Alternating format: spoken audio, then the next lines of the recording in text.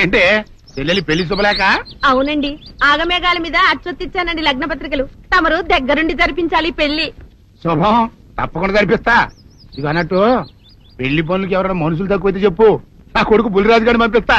చింతకాయం కాదు, మా ఇంటి నిండా బోల్డ్ మంది పనోళ్ళు పాలేర్లు. అసలే మాది ఇప్పుడు తొరల వంశం.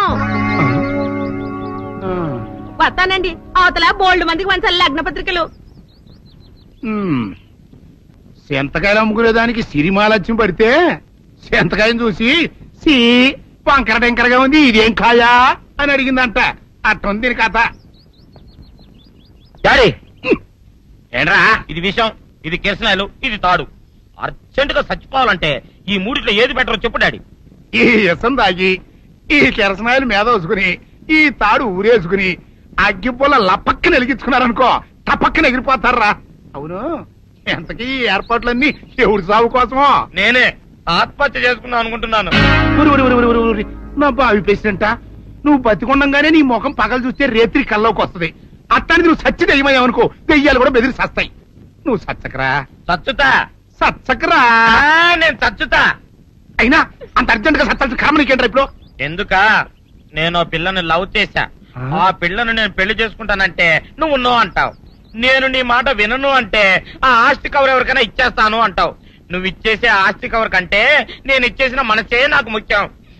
అందుకే నేను చచ్చుతా. అదే విషయం. ఓరు నా బొగ్గుకొండ, నువ్వు ప్రెసిడెంట్ అవడం నాకు కావాలి గాని పేడెత్తుకునే అమ్మాయిని తీసుకొచ్చి నాన్న నేను దీన్ని ప్రేమించాను అని చెప్పు, నేను చేయకపోతాను. అవును, ఎంతకే ఎవరమ్మాయి? ఒకటే అట్లా సిగ్గుపడబాకరా, చాలా సండాలంగా ఉంది. ఎవరో చెప్పు. అది అది జానకమ్మ.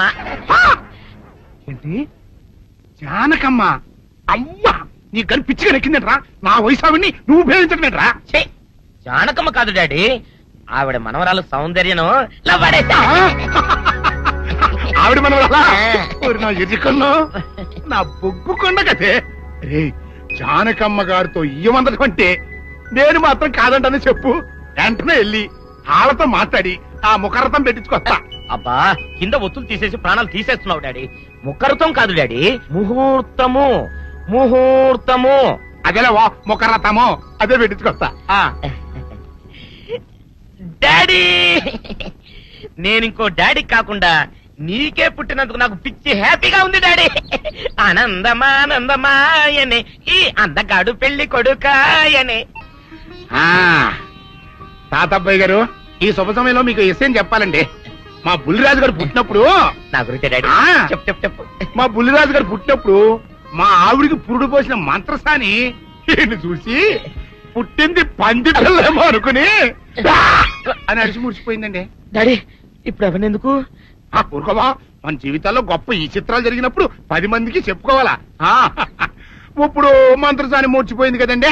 ఇకపోతే మా ఆవిడ ఎట్టండి సేపుల్లే నా కొడుకుని కన్నానని బెంగపడి పురిటి స్థానం అవ్వకముందే చచ్చిపోయిందండి. డాడీ, నేను నీ కడుపున పుట్టపట్ట కదా నాకు ఈ ఫేస్ వచ్చింది. నేను ఇంకొక నాన్నకు పుట్టిన అందంగా నన్ను పుట్టుండేవాడిని. ఇక చూడు, కాకి పిల్ల కాకి ముద్ర, నీ మొహం ఎప్పుడు నాకు ముద్దొత్తనే ఉంటుందిరా కన్నా. ఇకపోతే మా ఆవిడ చచ్చిపోయింది కదండి. ఈయన్ని ఎత్తుకోవడానికి వచ్చిన పని పిల్లలండి. ఈయన చూసి దడుచుకుని పరుగో పారిపోయేవారండి. అసలు ఈడికి ఈ జన్మలో పెళ్ళవుద్దా అని నేను ఈ ఆడవని రోజు లేదనుకోండి. అట్లాంటిది మా బుల్లిరాజు గారికి మీ అమ్మాయితో పెళ్లి కుదరటం నిజంగా మా అదృష్టం కదండి. ఎంత మాట, మీలాంటి వారితో వీవంతరం మా అదృష్టం. అలాగే అంత మాట్లాడతారు. పొంతులు గారు మొకరథం పెట్టేయండి. అయ్యా, ఈనాటికి సరిగ్గా 4వ రోజుకు ఓ మంచి దివ్యమైన ముహూర్తం ఉంది. అయితే అదే కాయ చేసేయండి. ఏంటండి అట్లాగే ఏమనే, మా ఓడికి పెళ్లి ఖాయమైతే మా నూరు దేవాలయంలో దేవుడికి అభిషేకం చేయిస్తానని మొక్కుకున్నానంటే ఆ అభిషేకం ఇలా జరిపిస్తున్నాను. మీరందరూ పెళ్లి కూతురు తీసుకుని తప్పకుండా రావాలి. అమ్మో జానకమ్మ, నువ్వు కూడా తప్పకుండా రావాలి. ఎంత మాట, తప్పకుండా వస్తాను. అట్లాగేనమ్మా, వస్తానండి. అమ్మా, పల్నాటి నాగమ్మ లెవెల్లో పథకాలేసి ఈ పెళ్లిని జరగొడదామని చూసావు. అది తెలుసుకోలేనంత ఎదవని కాదు నేను. మీ అందరికీ తెల్లారదాకా టైం ఇస్తున్నా. నా కొడుకుని ఎక్కడ దాచారో చెప్పకపోతే మీ అందరి బతుకులు తెల్లారిపోతాయి. నిజంగా బుల్రాజ్ అయ్యాడో మాకు తెలియదండి.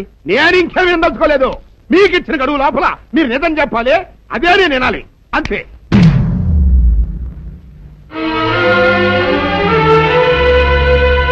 ఏయ్! గడువు దాటిపోయిందిరా, మిమ్మల్ని అందరినీ చంపేస్తా. నిజం చెప్పండి. బాబు గారు బుల్రాజు గారిని ఎవరో చంపేసి చెరువులో పడేసారండి.